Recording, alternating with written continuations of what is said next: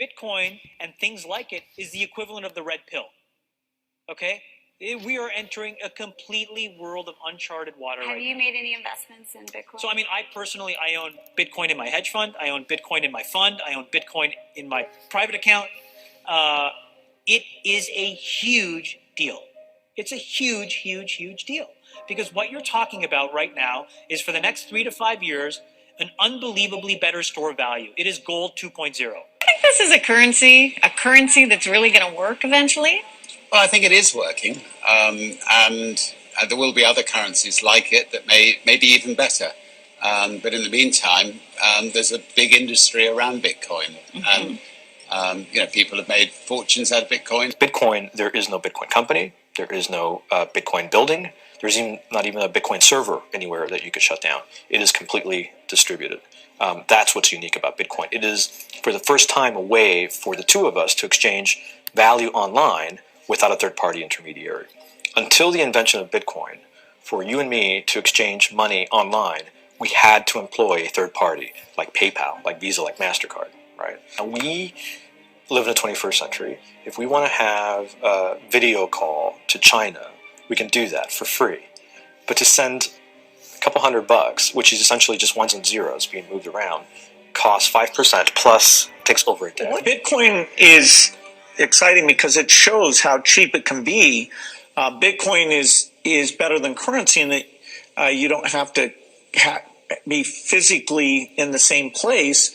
And of course, for large transactions, currency can get pretty inconvenient. You'll see Bitcoin trading at 1,000, 2,000, 5,000, 10,000. Rick Falkvinia does an excellent analysis. He predicts that Bitcoin will capture between 1 and 10% of the global Forex market, which implies a price of between $100,000 to $1 million per Bitcoin.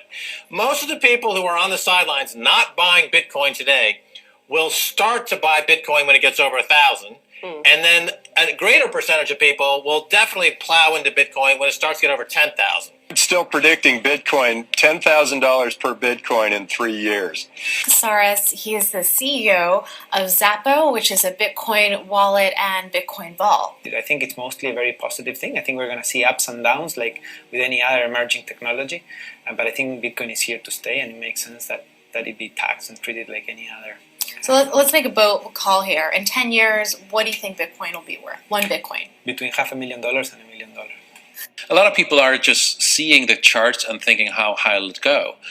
But what I'm doing is counting backwards. I mean, this is a transactional currency, and it is a store of value. As such, it is a product and a service competing on a very tangible market for stores of value and for transactional currencies. So what is the size of that market? Right. And this is important. And how big a market share can Bitcoin realistically take within a foreseeable time frame? When you ask that question, then you come up with a market cap of Bitcoin total, and then you divide that by the number of Bitcoin in circulation by your estimated time. And seeing how Chinese are buying Bitcoin like crazy, I actually had to adjust this number upwards. But then you come up with a number of about $2 to $5 million per Bitcoin. I suggest that everyone go back to buy one Bitcoin. Not too much, only one is enough. If everyone in this world, people, just to go back buy one Bitcoin, the Bitcoin value go to the $1 million. When the Bitcoin have $1 million, all around the world will be crazy, and everyone will be the follow, and the other digital currency just be grandson of the Bitcoin.